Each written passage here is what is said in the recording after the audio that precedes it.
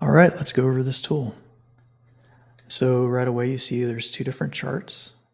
Both of these charts are looking at the stuff that you've typed in, which can be up to 4 different options. Anything in light blue, like it says right here, are your variables. You can change and it will do something either to the graph or to the calculation.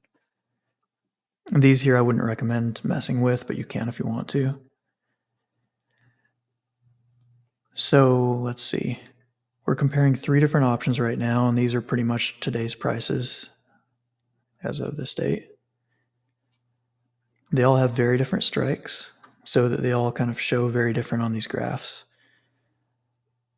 The graph on the right is easy to understand because the most you can lose on a stock option is 100%, so that's where these legs all start at the strike price.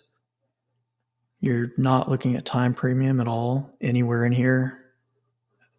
So it's a bonus. Your option's worth a little more than these suggest if you still have some time premium on it. So this is a floor of your option value.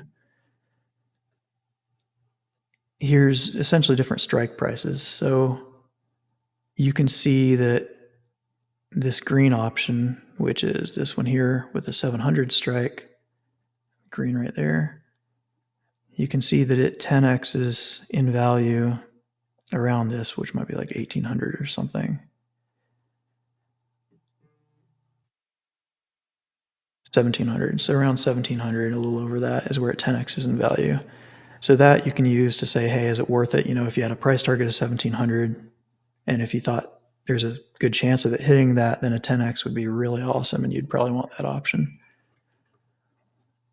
So let's look at this example up here to kind of see what's going on with this multiple, because this is really interesting, and I haven't found anyone else doing it yet. So let's say that you could only afford one option. So you could only afford $5,000 to put on this trade. So you buy one of these call options. What if you'd used that $5,000 to buy shares? You could have bought 25 shares. So the ratio here, 4 to 1, 1 to 4, 25 out of 100. This column E shows the maximum outperformance multiple versus the stock. So the most that an option can be worth is 100 shares. The deeper in the money it gets, the closer it gets to that number. And since this option cost a quarter of the stock from the start, essentially worth 25 shares from the start, the most that it could possibly gain versus just owning the stock is a 4x. It can have infinite profit potential, as this graph shows. Obviously, if the price keeps going up, it's going to be more valuable. But as far as outperforming the stock itself and getting more shares or having more share equivalent, it can only do a 4x. So this shows a break even, which is just the strike and the premium. If it ends up at that price, hey, at least you didn't lose money on the option, but you still underperformed the stock because the stock went from 200 to 350. The stock almost doubled, and you just broke even on your option. So that's not good. This number is what price the stock would need to be for your option and the stock to do the same thing. Like, you could have spent your 5,000 on one call option, and that call option, now you've spent 5,000, $50 per, right? And it would be worth $100, the difference between the strike and the stock price. The stock also doubled, so it did just as well. So you could have spent that 5,000 initially on the stock or the option and done the same. And another way to think about that is, at the beginning, your option was worth the value of 25 shares at that time, and now it's still worth 25 shares because it's worth $100 and the stock's at 400. So you've been spinning your wheels with extra risk, higher break even and all that, and you've only done as well as the stock. So depending on where your price target is for that price range, that can be really valuable to know, hey, the option only has an edge on the stock. It only outperforms the stock dollar for dollar if you exceed this price. So I kind of throw out the break even, and this is really what matters. And I mean, this is more for long calls. If you're doing some complex strategy, then sure, your break even matters. But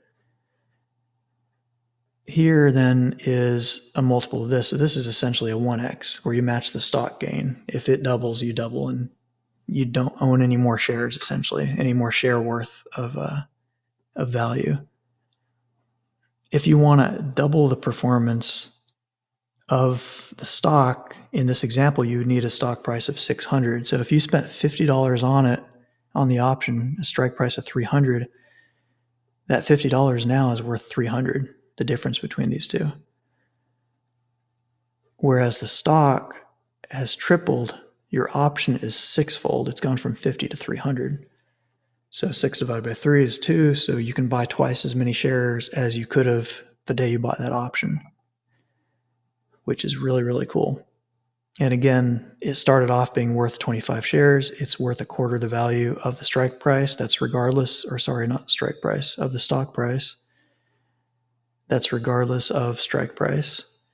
And the most you can outperform would be for your option to be worth almost 100 shares. It'll never quite get there, which is what this graph shows. So you could do a 4x. So if we type in 4.5 here, you'll see that's impossible for that option. It can never be worth more than 4, and even 4 would give a price of infinity. If you go 3.9, you'll get some ridiculously high price. 3.95, so it just keeps going to infinity. And we'll fix that. So that's how that works. So looking at this graph, anything above a 1 means you were better off at that. If you end up achieving this stock price down here, you're better off owning the option than the stock.